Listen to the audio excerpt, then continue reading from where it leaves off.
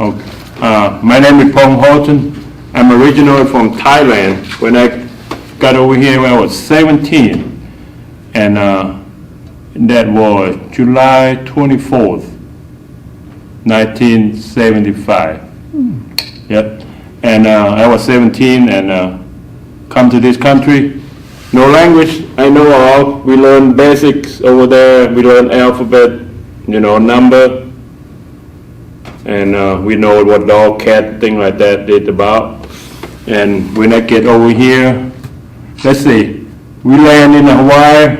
From Hawaii, they don't have no seat for me from Hawaii. We don't have no ticket.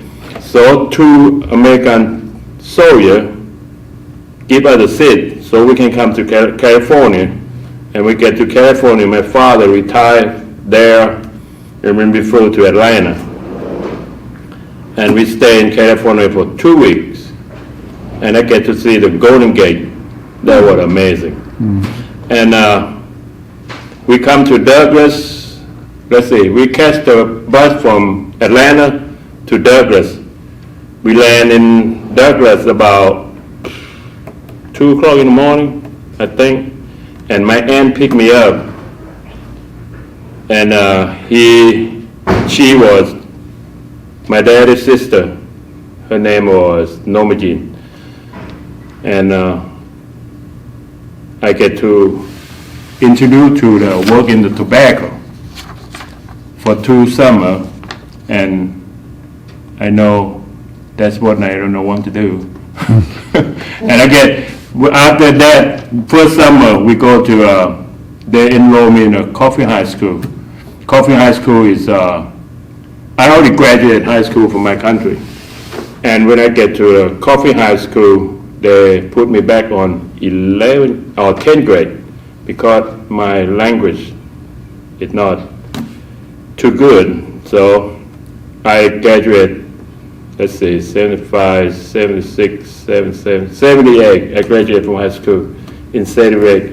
I start to learn how to draw because I always like to draw. In my country, I only draw and do pen and ink.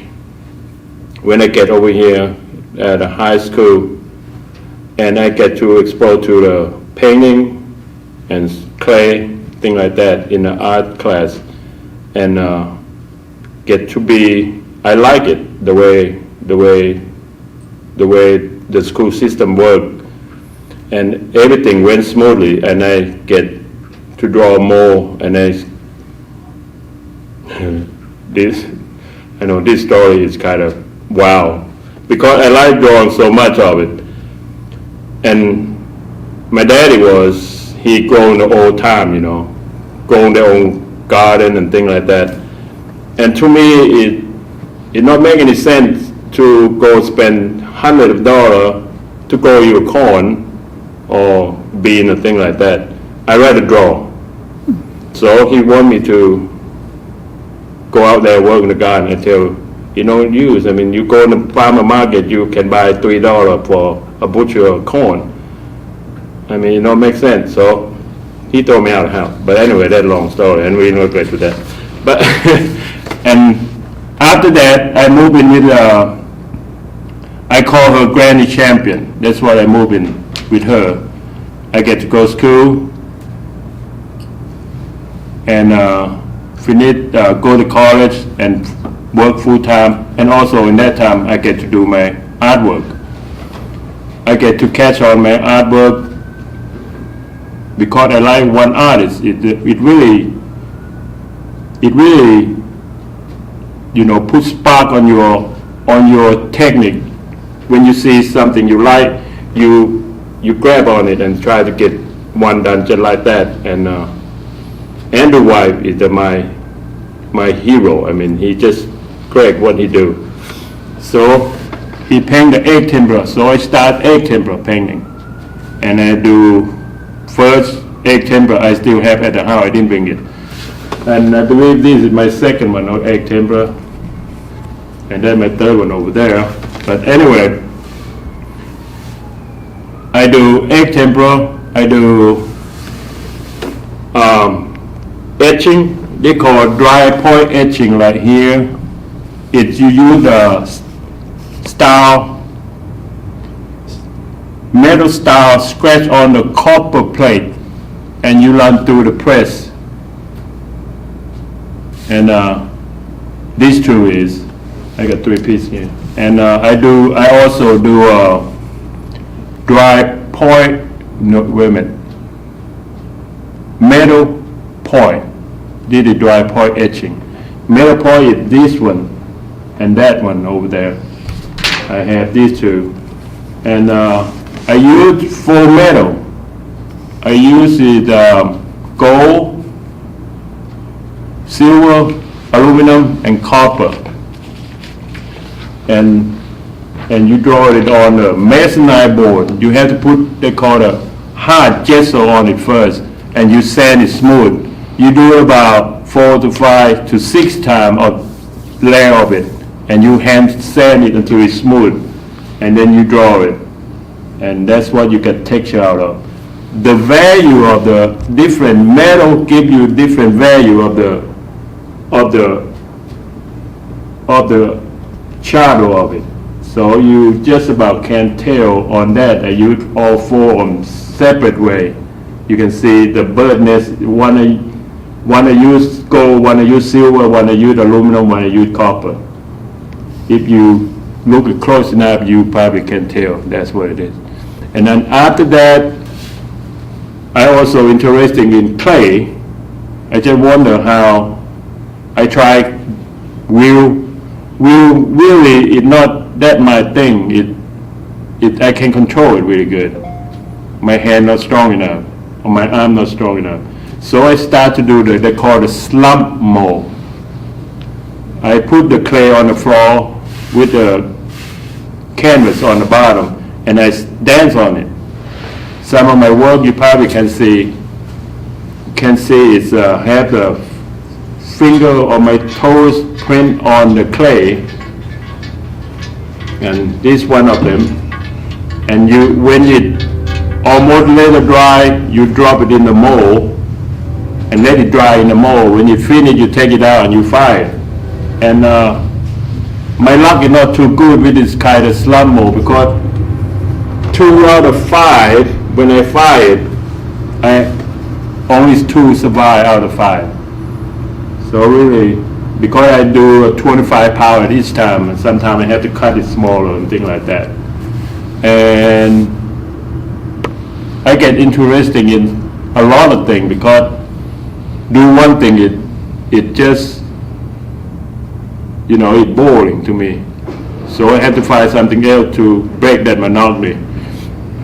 So I start to weaving. I weaving with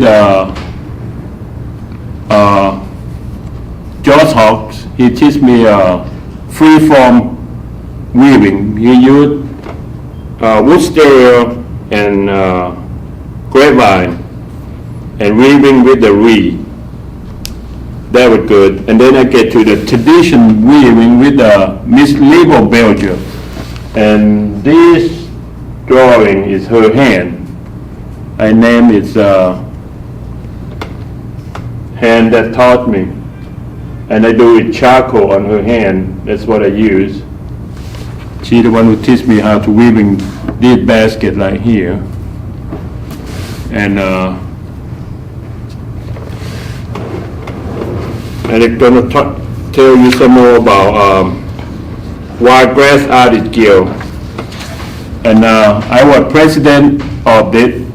And I think the Wiregrass Artist Guild is start in, to me, I think it's 2000 or 1999, I'm not sure, because it's long time ago, I don't remember. Or in the 90s, late 90s, I really don't know, I don't remember for sure. But anyway, we sponsor the Children Art Festival. And before the COVID hit us, we had people coming through that year. It was 1,600 people coming through. That's the biggest one we ever have. And we had the art show for the kid from elementary school until the high school level. And we give out the prize on the 9, 10, 11, and 12th grade. and we give the ribbon from the 6, 7, and 8. And look like the kid coming up, they are promising. They are good. Some are good artist kid coming through. It's really good looking kid, and artwork really nice. And also we have a nice and good art teacher, Miss Judy Lord, and she really good with the kids. We're happy to have her, and we just want to have some more young people come join our guild, because our guild is old, and we need some young people come join us, and we just teach each other what we know, we support each other, and we make the trip, see some more go to the museum and see some more art, and try to encourage ourselves to do more of it. And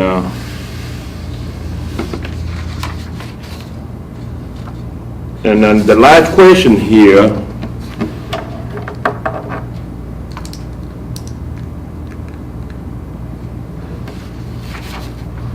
the last thought about the art, I think is art is going to be with us forever, because they have so many forms, so many people, different from anywhere they come from. They all have thought, creative, and I think the art is never going to die, but it's going to get better or getting worse. I don't know. It depends on person. But to me, but what I like to do the best I can, because we are different. I believe everybody who become the artist, they just do what the best they can. And that's all I have to say. What inspires you for the different pieces? How do you get inspiration? Oh, inspiration is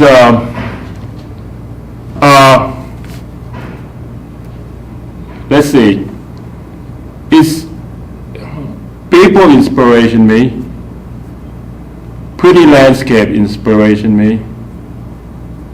Even the bad thing, sad thing is inspiring me to do. I have some picture in my mind I want to do for a long time. It's my grandmother's funeral.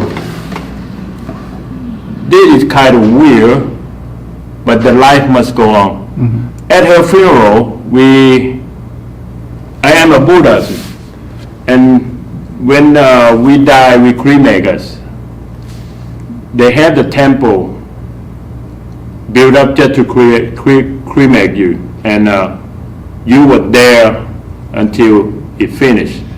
Okay, I was there, sit down and wait, all that going on, and in the distance, the kid flying kite, and they're happy. Mm-hmm. You know, and you sit right here, you look at it and say, I just lost my grandmother. It's sad, but the kid over there have a great time flying kite. I want to capture that moment and make a painting of it. Something like that is inspiring me. Mm-hmm. You know, beauty, sad, happy. It's hard to explain until it hit you.